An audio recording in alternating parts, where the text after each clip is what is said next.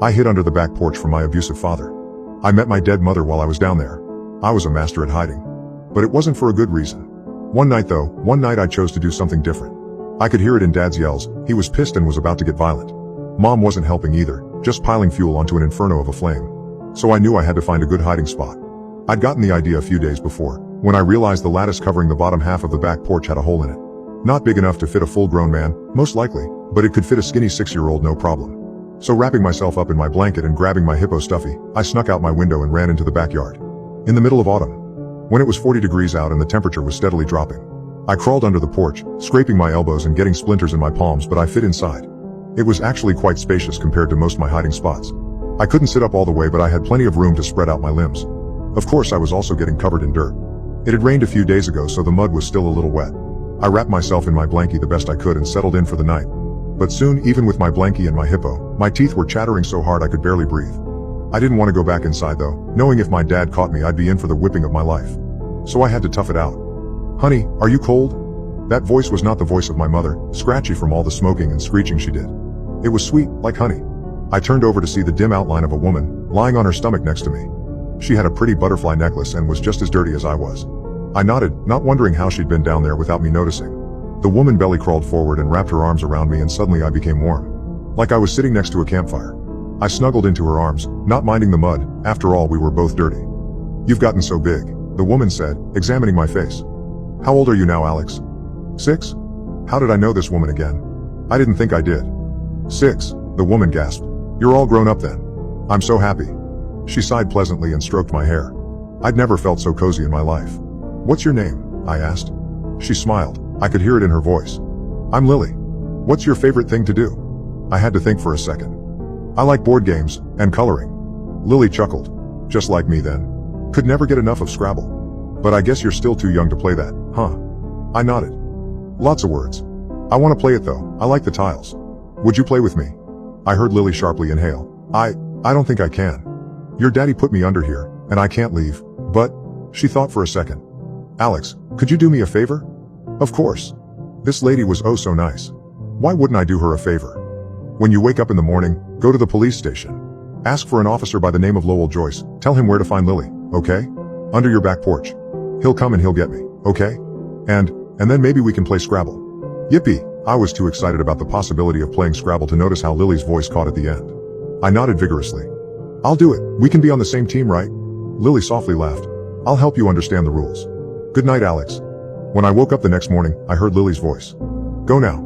Your dad's gone to work. I'll tell you how to get to the station." Rubbing my eyes, I crawled out from under the porch and went into the house to grab my shoes and a coat.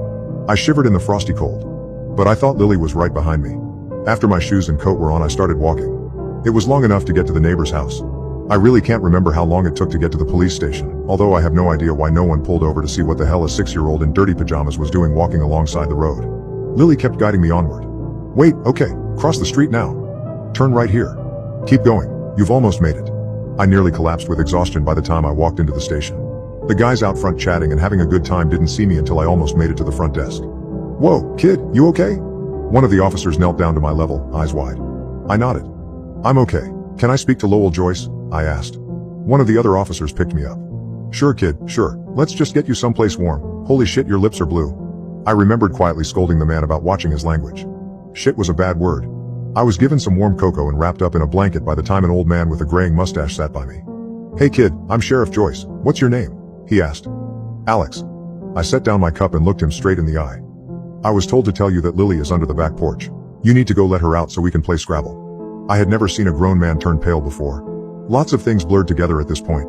I remember being taken back to my house and there were a lot of police cars and people around. The back porch was surrounded by yellow tape, and someone was taking a black bag away while my dad was in handcuffs. After that, I lived with my grandparents, Sheriff Joyce and his wife. I tried to ask about what happened and who was Lily, but I always got shut down. I was too young to know. But life got better. A lot better. Grandpa was the best man I could have hoped for in my life. We went out on weekends to the movies where he let me have the giant soda even though I'd have to pee in the middle of the movie.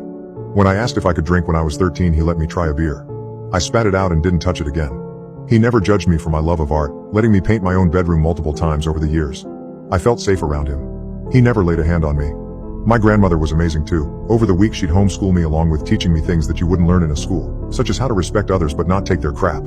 And cooking. Lots of cooking. I could make my own birthday cake by the time I was 12. But I usually just made them for my friends. I got a lot of those, after I was free from my dad. When I turned 16, Grandpa took me back to my dad's house. The whole thing had been bulldozed over.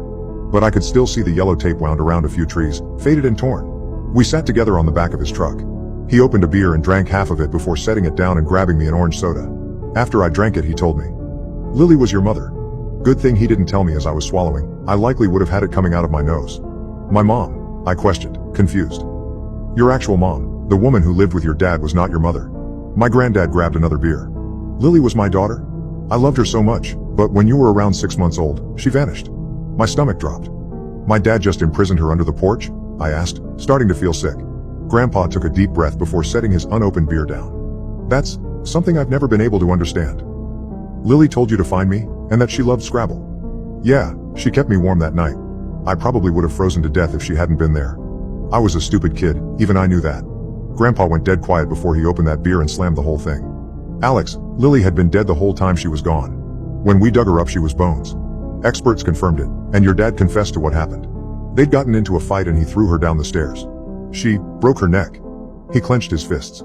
"I knew he had something to do with her disappearance, but I never had proof until you walk into my station, covered in dirt and telling me she was under the porch." I was floored. I couldn't breathe. All I could do was shake my head. "But I saw her. She was alive. She had this butterfly necklace." I trailed off when Grandpa pulled an evidence baggie from his pocket. There was that butterfly necklace, all right. Rusty, and parts of the paint had chipped off, but I remembered it as clearly as I remembered Lily's voice. Grandpa took a shaky breath as he pressed the bag into my hands. "Lily loved you so much. It's why she stuck around, that bastard. You were her whole world. She was constantly taking pictures and sending them to us in the mail. Sometimes a mother's love can accomplish things that no human can do." My eyes overflowed with tears as I clutched the necklace to my chest. Choking on sobs, I leaned against Grandpa. He held me tight and I swear I felt a few of his tears land on the top of my head. And for just a brief moment, I swear I felt that warm love I felt that night under the porch.